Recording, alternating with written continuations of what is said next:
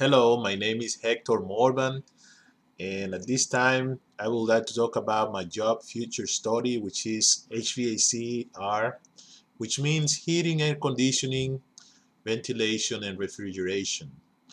And wherever there is the need to control the temperature, uh, HVAC equipment is required, such as air conditioning or heating for hot weather or to cool off some area. So the technicians has to be prepared for those type of things. So the purpose of this study is to present some of the important aspects related to the HVAC program, and for those people that would like to take this career, to consider some of those aspects, such as the preparation they will need to do the job, the working conditions of the job, some of the certifications they will need to do the job, and especially the pay for the job, which is, I guess, one of the most things that people look for when they want to decide to do a career or a job. But starting with the preparation needed, there are three ways people get the preparation. The first one is on the job training, which means that those people that go to a company or receive that uh, job, they will be trained by someone inside the company which is already trained and have a lot of experience. That person will be trained the new employee on the trade. So the person is going to train you, and then you learn the job while you get paid. You don't have to go to school for that, so you get all the training on the job. So the second way is going to school. You gotta go to school to earn your degree. Even could be a certificate, an associate degree, or bachelor degree, which will last from 2 years or 6 months to 4 years, depending of the career or the journey that you decide to take. So, and then after that, you look for a job to get into. So the third way is to take an apprenticeship program, which means that you will get training on the job, and also you'll be going to school. So it's like a combination of both, on the job training and then going to school at the same time while getting paid, which is this is one of the most routes that people use to get into this trade. And most of the people that do that is through unions and associations of HVAC.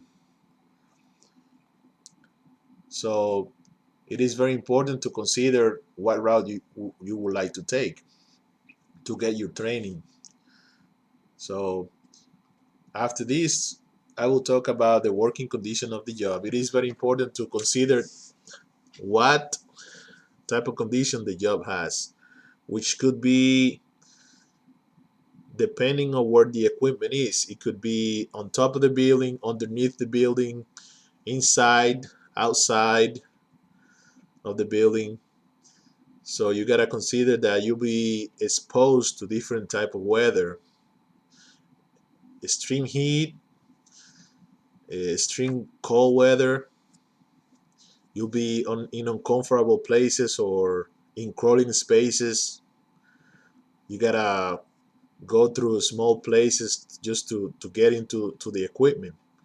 So you gotta consider those situations that you will encounter to do the job before you even do it. Another important aspect is the certifications that you will need to do the job. There are three types of certificates. Type 1, which is to service small appliances, which could include air conditioning or water fountains, things like that. The second one is type 2, high pressure refrigerants, and the third one is low pressure refrigerants, we which we can found what they call chillers. These are for the big units for bigger places. So you gotta take those certifications before you even start touching the machinery, because they are very expensive, and then you're gonna be handling refrigerant, which if you don't know how to handle refrigerant, you might get frost bites or damage in your skin, and even cause yourself death, because refrigerant dispose air, and you can get some trouble through that. So you gotta consider that is important to get those certifications before you get the job. If you don't get those certifications, you won't ever get the job. So the next part is the wages, how much you're gonna make doing this job. It varies. Like if you start from the bottom, you might start getting hourly rate is between 12.75 to 32 an hour, which is very well. Like yearly rate, it would be between 50,000 to between 32,000 to 55 or 60, depending of how well prepared and what certifications you earn in your experience on the job. It depends on the employer too. So finally, like on conclusion, I would say the people that would like to do this job, they have to consider the working environment of the job and the hazards, and also they have to select the path they would like to use to get the training they need to do the job, and also they have to be ready to get those certifications and licenses that will be helpful for them to even start doing the job.